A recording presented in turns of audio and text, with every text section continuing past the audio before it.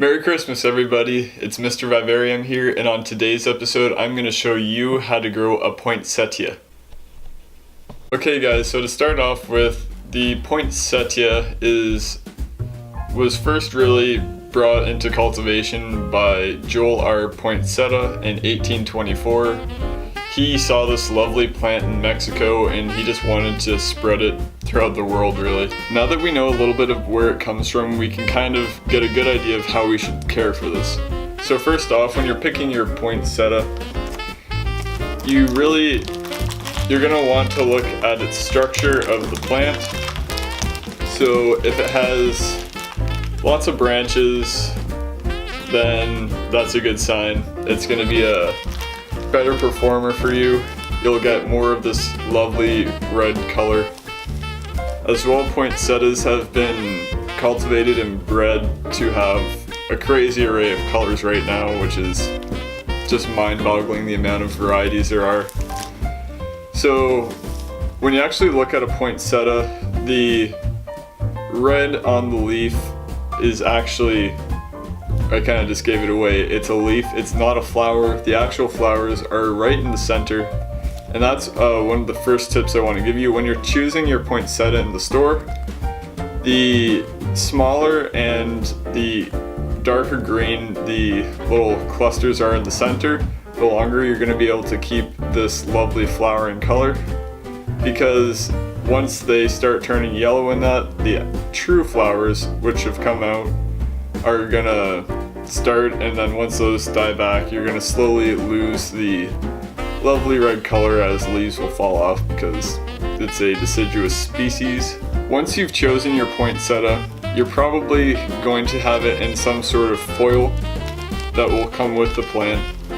Now, what is recommended is that you will take your foil and you'll kind of bend it back more so that it gives the plant a bit of room for the branches and leaves to hang out of and not have to touch all the time. We're gonna go over where to place your poinsettia.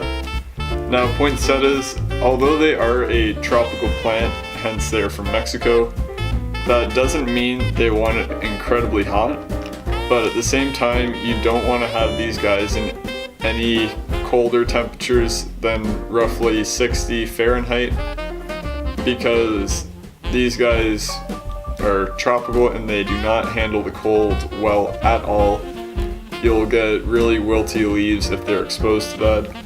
So a good place to put your plant is somewhere with indirect sunlight, so they'll still get really bright light coming in, but they won't be blasted with the heat. So next we're going to cover watering of your poinsettia. So what you're going to want to do when you water this is you're going to take it out of its foil if you're keeping it in that.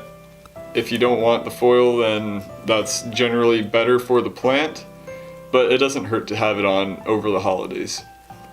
So what you're going to do is check first to see if it even needs to be watered. You can check by the leaves. If they're wilting, then it's probably in bad need of water, but generally you can tell by sticking your finger into the soil, and if it's dry to about the end of your fingertip, then it could use a nice drink. So you'll take it out of the foil, water it, let it drain out, then you're gonna put it back in because the foil can trap water. And for those of you who don't know, this is in the Euphorbia family, which is a succulent, and succulents don't like wet feet.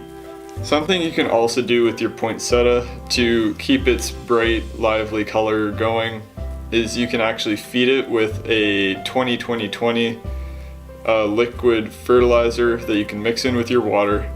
This is just gonna keep its bright coloration and growth going over the holidays, because these leaves, because they're not actually producing any chlorophyll, they are just zapping energy from the plant. So a plant that is well fed is going to do a lot better than one that isn't.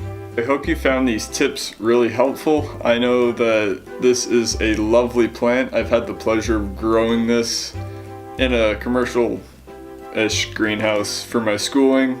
This is an awesome plant to have. It makes a great gift for the Christmas season. And yeah, they're just quite wonderful. I hope everybody on here has a wonderful Christmas, and if you don't celebrate Christmas, I hope you have a wonderful time as well. Till next time, everybody, God bless.